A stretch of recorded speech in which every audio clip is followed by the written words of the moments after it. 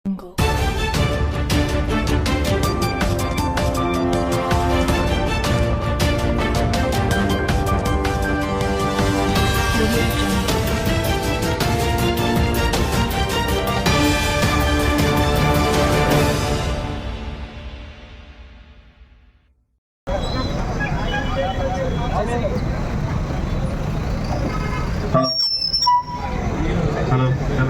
Car ఖాళీ ఇస్తే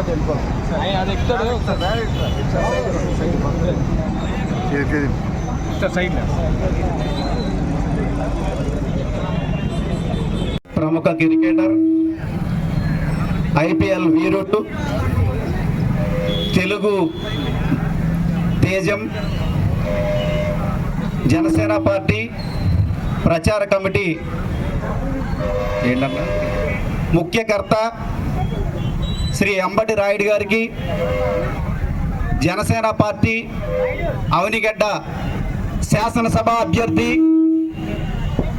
ఉమ్మడి సభాపతి, మాజీ మంత్రివర్యులు, మృదు స్వభావి డాక్టర్ మండలి బుద్ధప్రసాద్ గారికి, బుద్ధప్రసాద్ గారు, వేదిక మీద ఉన్న పెద్దలు, ఇచ్చేసిన పెద్దలు, అందరూ యూత్ మొత్తం ఇక్కడ ఉన్న అందరికీ కూడా నా హృదయపూర్వక నమస్కారాలు. చాలా సంతోషంగా ఉంది. Repalle ballot number 6. సో మీరు అందరూ కూడా ఒక 6 కొట్టి దాంట్లో వేస్తే దయచేసి మంచితనాన్ని గెలిపియండి. దీనికంటే ఎక్కువ అడిగేది ఏం లేదు. మంచితనాన్ని గెలిపియండి. క్లీన్ గవర్నెన్స్ మీరు చాలా చూసుంటారు. 50 ఏళ్లలో ఎంతో కరప్షన్, ఎన్నో పార్టీలు, ఎంతో లీడర్లు వచ్చి ఉంటారు, పోయి ఉంటారు. కానీ పవన్ కళ్యాణ్ వేరు.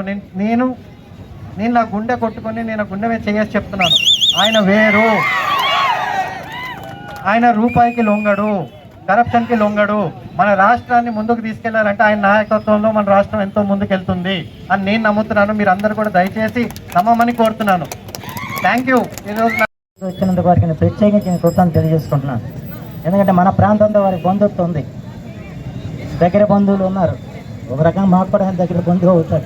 తర్వాత ఆయన ఏ విధంగా కష్టపడి పైకి వచ్చాడో ఒక సామాన్య కుటుంబం నుంచి, దాన్ని ఒక ఆదర్శంగా తీసుకుని మనం కూడా జీవితంలో ఎన్ని ఒడిదుడుకులు ఎదురైనా కూడా మనం ముందుకు సాగాలని చెప్పిన ఆలోచన మన యువతలో కలగాలని చెప్పి, యువతపై ఆయన జీవితం ఒక ఆదర్శం కావాలని చెప్పి మాత్రం ఈ సందర్భంలో నేను మనవి చేసుకుంటూ, మీరంతా కూడా మే 11 జరిగే ఎన్నికల్లో 2 గుర్తులు గాజు గ్లాసు, 2 గుర్తులు గాజు గ్లాసు మీద ఓటేసి, అలాగే 2 బ్యాలెట్ పేపర్లు 6వ సంఖ్యలో వచ్చాయి. నాది కానీ పార్శ్వర్ గారిది. అంతే 6వ సంఖ్యలో ఉన్న గాజు గ్లాస్ గుర్తుకు ఓటేయాలని చెప్పి నేను కోరుకుంటూ, అలాగే ఈ కూటమి ప్రభుత్వం వచ్చిన తర్వాత తప్పనిసరిగా క్రీడా రంగానికి అత్యధిక ప్రాధాన్యత ఇస్తారని చెప్పి నేను భావిస్తున్నాను. ఎందుకంటే రాయుడు గారిని ఎప్పుడూ అవనిగడ్డలో మన అనపీడ కృష్ణ సహకారంతో ఇక్కడ విండో స్టేడియం కట్టాం, కోడలో విండో స్టేడియం కట్టాం. వాస్తవానికి వాటి ప్రారంభోత్సవం తీసుకోవాలని అనుకున్నాం. అప్పుడు అయితే అంత నాకు పరిచయం కాకపోవడంతో సాధ్యం కాదు. ఎందుకంటే అలా యువతకి క్రీడారంగంలో ఒక ప్రాధాన్యత ఇవ్వాలని చెప్పి అన్ని ప్రయత్నాలు కూడా చేయడం జరిగిందని చెప్పి మాత్రం మనం చేస్తున్నాం. అందువల్ల ఇక్కడ 2 ఇండోర్ స్టేడియంలు మనకు ఎక్కడ లేవు. మారమాల నియోజకవర్గాల్లో ఇండోర్ స్టేడియాలు లేవు. అలా కట్టినా వాటిని ఉపయోగించుకుని ముందుకు సాగాల్సిన బాధ్యత యువత మీద ఉందని చెప్పి మాత్రం ఈ సందర్భంలో మనం చేస్తూ, ఇప్పుడు అంబటి రాయుడు గారిని క్రీడాకారుల్లో ఒకటిగా వారు తీర్చిదిద్దుకుని ఉండేవాళ్ళు. మన తెలుగు జాతి యొక్క దురదృష్టం ఏంటంటే, మన జాతిలో పుట్టిన గొప్ప వాళ్ళని మనం గుర్తుంచుకోం, వాళ్ళ యొక్క ప్రఖ్యాతిని మనం చాటం, వాళ్ళని వెనక్కి రాగాలని చెప్పి ప్రయత్నం చేస్తాం తప్ప వేరే లేదు.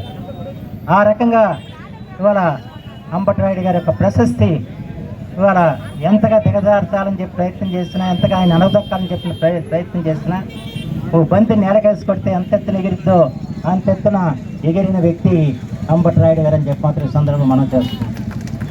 అలాంటి అంబటి రాయుడు గారు ఈరోజు ఆయన నేను విన్నాను, ఎందుకంటే వారి కుటుంబం అంతా ఒక రైతు కుటుంబం. నేను కూడా వ్యవసాయం మీద చాలా అనురక్తి ఉంటుందని చెప్పి, హైదరాబాద్ దగ్గర వ్యవసాయ క్షేత్రాలు ఉన్నాయని చెప్పి ఎక్కడ తెలియని కూర్చున్నారు. అంటే ఆయన ఒక రైతు పెట్టగానే ఎంత క్రికెట్ క్రీడాకారుడైనా ఇవాళ రైతుగా కూడా ఆయన స్వయంగా వ్యవసాయం చేస్తారని చెప్పి తెలిసి నేను ఎంతో ఆనందపడ్డాను. ఎందుకంటే వాళ్ళ పెదనాన్న గారు లక్ష్మణరావు గారు రైతు సంస్థ మీద నిరంతరం పోరాడిన వ్యక్తి.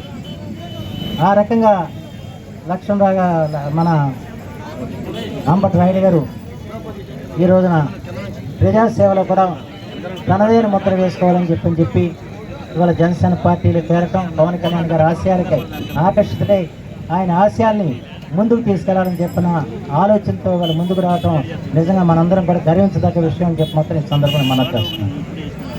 కాకపోతే మేము రాము, చాలా చాలా ఇంపార్టెంట్ ఇది మన రాష్ట్రానికి, మన రాష్ట్ర భవిష్యత్తుకి ఎంతో ముఖ్యము. మీరందరూ కూడా దయచేసి ఆలోచన చేయండి. మీ పవరు ఈ 10 రోజుల్లో ఏంటో మొత్తం దేశానికి చూపియండి.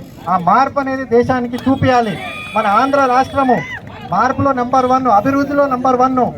మన పేద కుటుంబాలని బయటికి తీసి అభివృద్ధి పదాన మనం పంపించే ఒక అలయన్స్ నెంబర్ 1గా మన రాష్ట్రం అన్ని విధాలుగా నెంబర్ 1గా ఉండాలని, స్పెషల్లీ ఇందాక సార్ చెప్పినట్టు క్రీడా రంగంలో కూడా ఆడదాం ఆంధ్ర అని ఆడారు. దాని తర్వాత గ్రౌండ్ లేయి మీకు ఎక్కడన్నా ప్రాక్టీస్ చేయడానికి ఏమన్నా అవకాశం ఉందా?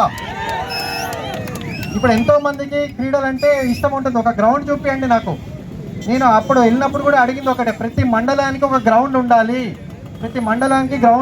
అక్కడ ప్రతి సాయంకాలం అందరూ యూత్ వెళ్ళి అక్కడ ఆడేటట్టు ఉండాలి. దాంట్లో ఒక స్పెషల్గా కోచింగ్ క్యాంప్స్ నిర్వహించి దాంట్లో టాలెంటెడ్ వాళ్ళకి ప్రతి నెల ఒక వారం రోజులు వాళ్ళని అక్కడ ప్రాక్టీస్ చేపిస్తే వాళ్ళు ఎంత టాలెంట్ ఉందంటే మన ఆంధ్రప్రదేశ్లో ఎంతో మంది దేశానికి అన్ని క్రీడల్లో ఆడతారు. అదే కాకుండా మనకు ఒక గ్రౌండ్ ఉండి ఒక సోషల్ ఇన్ఫ్రాస్ట్రక్చర్ అంటే అందరూ కలిసి ఆ గ్రౌండ్లో ఆడినప్పుడు ఈ కులాలు మతాలు ఈ భేదాలు ఏదైతే మనం ఒక్కొక్క చిన్న గ్రూపుల్లో ఉండి వేరే వాళ్ళని అనుకుంటామో తిట్టుకుంటామో అవన్నీ కూడా తొలుగుతాయి. ప్రతి మనిషి ఒక్కటే, ప్రతి మనిషి మనసు ఒకటే, అందరము ఒకటే అనేది క్రీడ ఆడినప్పుడు తెలుస్తుంది. ఎందుకంటే నేను ప్రతి కులము ప్రతి మతం వాళ్ళతో మేము రూములు షేర్ చేసిన వాళ్ళము, అందరూ ఒకటే అనే ఒక భావంతో జనసేన పార్టీ కూడా ఈరోజు మన రాష్ట్రాన్ని ముందుకు తీసుకెళ్తుందని నేను పూర్తిగా నమ్ముతున్నాను.